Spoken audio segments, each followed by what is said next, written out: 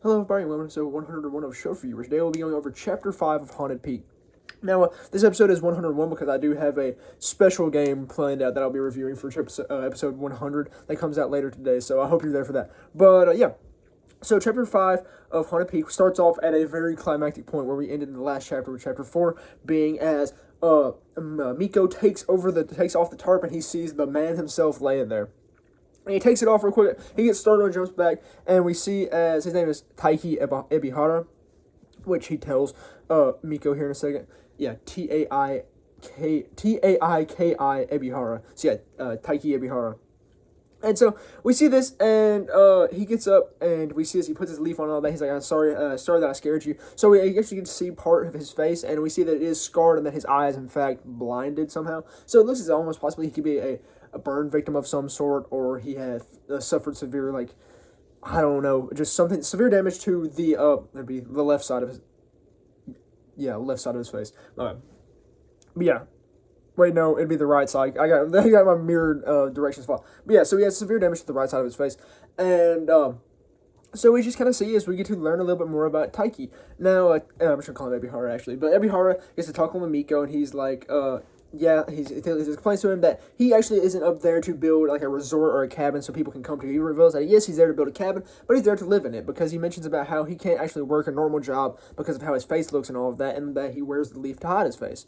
And he guys just talking with Miko, and explains how he came up to the mountain because he loved it there, and he just wanted to escape from society because he couldn't be in the normal society with his face revealed like it was. And how about he just felt really drawn to the mountain, and Miko gets to warn them about like the possible danger of the mountain. He's like, "Don't underestimate the mountain. It gets really cold up here. There's wild boars everywhere." And we see as Taika or Ebihara ends up being like very bashful. And he's like, "Oh yes, thank you for worrying about me, but there's nothing to worry about, because I mean honestly, if I could, I would not be upset with dying up here."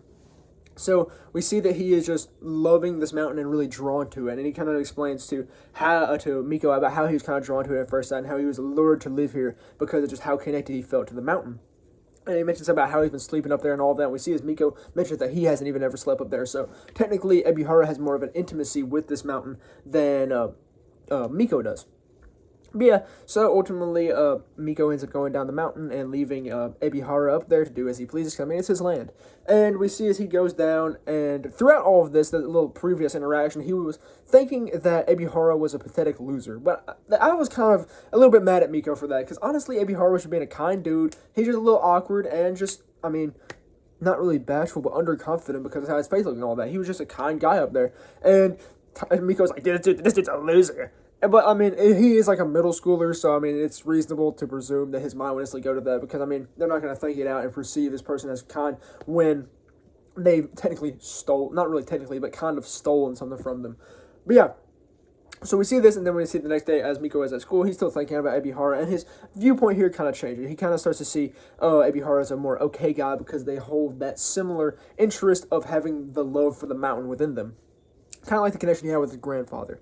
And I believe that may be a connection that we see develop as the chapters progress along. I want to see Ebihara and Miko grow together to possibly become friends or acquaintances or something like that. And I guess it'd be kind of odd since, I mean, Miko is a middle schooler, but Ebihara's not like that, I don't believe.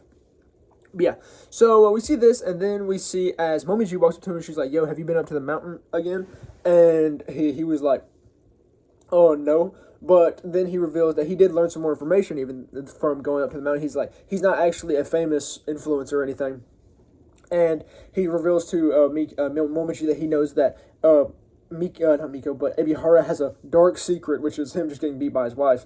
But yeah, so we see this, and then Momiji suggests that they go up to the mountain together to investigate more into this, because Miko said that he was going to do some more investigation and continue to follow around Ebihara.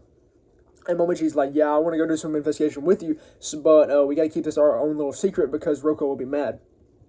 Honestly, I do not like Momiji at all. Like, guys, she is conniving. She, like, is purposely trying to make Roko feel jealous, I believe. And she's just going out of her way to kind of just, like, I don't know, like, not really undermine him, but just kind of, like, hurt his feelings in a way. But I mean, he has also been hurtful towards her, because I mean, he hasn't showed her much interest nor intrigue nor really any like actual desire to be in the relationship with her. But yeah, I just kind of feel bad for Roko because Roko's just kind of chill and he didn't really want to like step on Miko's turf by dating Momiji, but now he is because he didn't want there to be like drama or anything like that. But yeah, now Momoji's going out here doing this. I mean, yes, it's kind of I believe what Roko wanted was Momiji and Miko to be together or get closer. But yeah, that's kind of what happened in chapter 5 of Haunted Peak. And like I said, it was a really good chapter. I was glad to see Ebihara. I was glad to learn more about Ebihara. Because, I mean, at this point, we're presuming that Ebihara was a murderer who killed his wife. But no, Ebihara is just a cool, chill dude who's living up on the mountain because, I mean, he can't really be in society because of his disfigured face.